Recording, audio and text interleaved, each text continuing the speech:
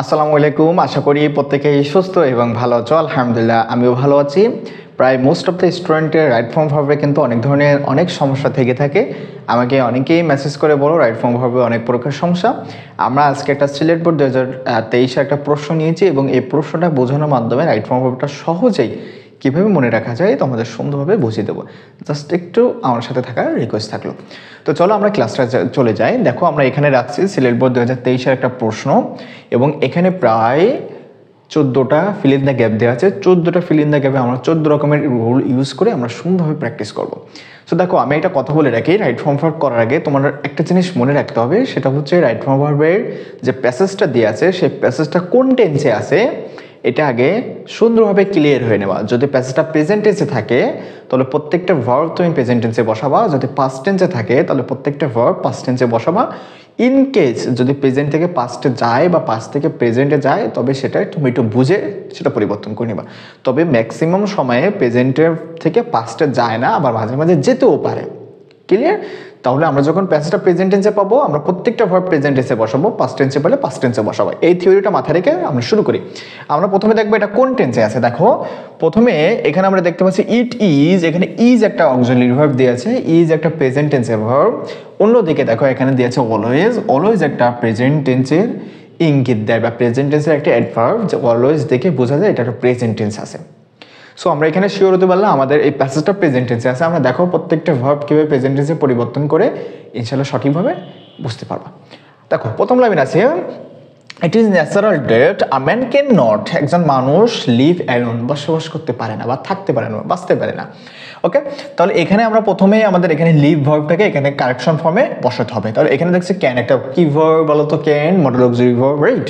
Can modal auxiliary verb, এরকম can, could, shall, should, will, would, may, might, must, have, must, ought, have to, has to, had to, এই টাইপের শব্দগুলোকে use to, এই টাইপের শব্দগুলোকে modal auxiliary verb বলে। So modal auxiliary ভার্বের পরে ভার্বের সবসময় কি বসে?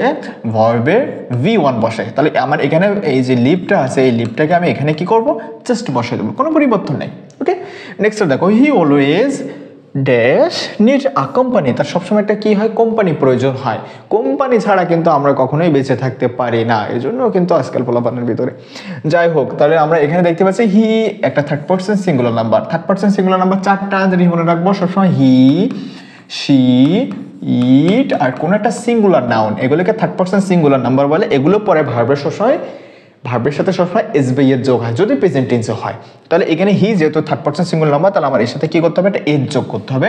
দ্যাট মিন নিড, এর সাথে একটা এজ যোগ করতে হবে, needs. Okay, he has to, আমি একটু আগে বলছি কিন্তু হ্যাজ টু একটা কি ভার্ব? Model auxiliary verb. মনে থাকবে হ্যাজ টু একটা, হ্যাজ টু, হ্যাভ টু এগুলোকে মডেল অক্সিলারি ভার্ব বলে। তাহলে মডেল অক্সিলারি ভার্বের পরে সবসময় কি বসে? ভার্বের বেস ফর্ম। দ্যাট মিনস এক্সপ্রেসের জায়গায় এক্সপ্রেস বসে যাবে কোনো পরিবর্তন ছাড়া।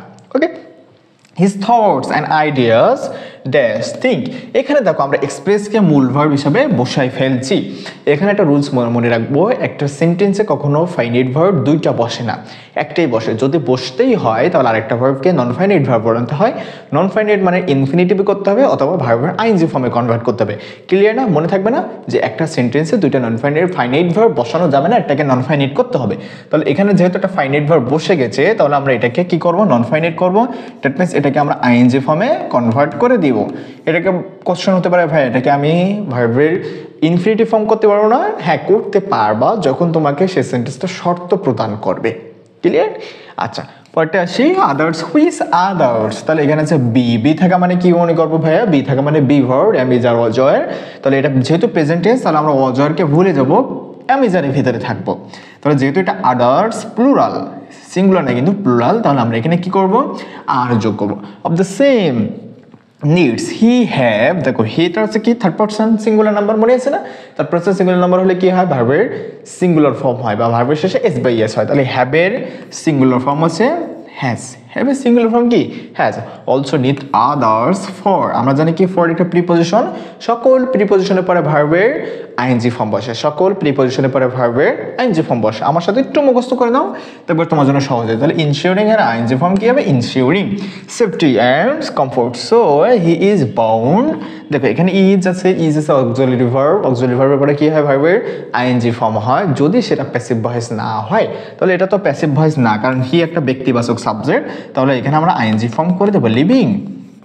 Living with others make. তাহলে এখানে দেখো আমরা মূল ভার্ব বসাই ফেলেছি অলরেডি, যেহেতু মূল ভার্ব বসাই ফেলেছি দ্যাট মিন্স এখানে কি করতে হবে, একই সেন্টেন্সে দুটো মূল ভার্ব বসবে না, সো এটাকে হয় আইএনজি করতে হবে, না হলে কি করতে হবে, ইনফিনিটিভ করতে হবে। তাহলে এটাকে যদি আমরা যেহেতু আইএনজি করছি আর এটা এখানে শর্ত বোঝাচ্ছে, তাহলে আমরা এখানে টু মেক করলে আমাদের অ্যান্সারটা সুন্দর হবে।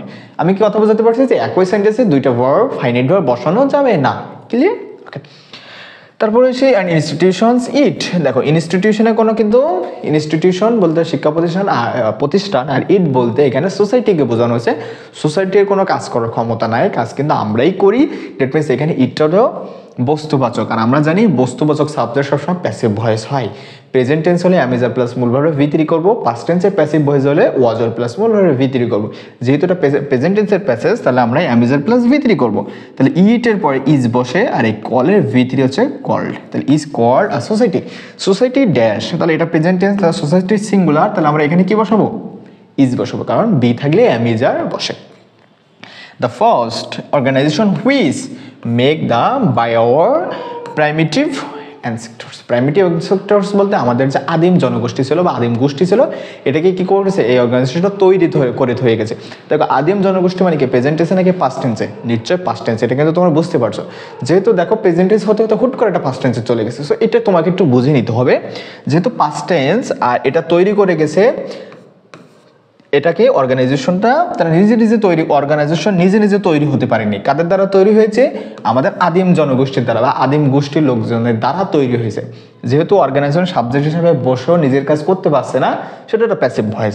আর যেহেতু পাস্ট টেন্সের প্যাসিভ ভয়েস, তাহলে আমাকে ওয়াজ আর প্লাস মূল ভার্বের ভি থ্রি করতে হবে। এখানে অর্গানাইজেশন সিঙ্গুলার, তাহলে আমরা এখানে ওয়াজ দিব, প্লুরাল হলে ওয়ার দিতাম, আর মেকের ভি থ্রি হচ্ছে মেট, ক্লিয়ার? দে, যেহেতু এটা পাস্ট টেন্স হয়ে গেছে, তাহলে এটাও পাস্ট টেন্সে থাকবে, দে ড্যাশ বি আছে, তাহলে অ্যামিজার ওয়াজার, অ্যামিজার ওয়াজার, তাহলে এটা পাস্ট টেন্স, তাহলে ওয়াজার থেকে একটা বসাবো, তাহলে দে এর পরে ওয়ার বসে, দে এর পরে কি বসে ভাইয়া বলো তো, দে এর পরে ওয়ার বসে। Okay, the first to contribute to বলতে কি, প্রথম দাবিদার বা তাহলে আমরা জানি contribute to, look forward to, addicted to, devoted to, be use to, prefer to, এইসব শব্দগুলোর পরে বা এইসব ফ্রেজগুলোর পরে ভার্বের সবসময় কি বসে, আইএনজি ফর্ম বসে, মনে থাকবে না? Addicted two, devoted to, be used to, with a view to, contribute to, prefer to, এসব শব্দগুলো বা would you mind, এসব শব্দগুলো পরে ভার্বের আইএনজি ফর্ম বসে। তাহলে এখানে আমার আইএনজি ফর্ম বসাতে হবে ডেভেলপিং, আইএনজি যোগ করে দিলে ডেভেলপিং। ওকে, তাহলে এটাই ছিল আমাদের সিলেট বোর্ডের। আশা করি তোমরা সহজে বুঝতে পেরেছো, এবং এখানে দেখো আমরা কতটা সুন্দরভাবে রুলসগুলো পড়ে করে এবং টেন্সের সিকোয়েন্সে আমরা অ্যান্সারগুলো করতে পারবো। আশা করি তোমার কাছে ক্লাসটা ভালো লাগছে। ক্লাসটা ভালো লাগলে অবশ্যই সবাইকে দেখার সুযোগ করে দেবা। আল্লাহ হাফেজ।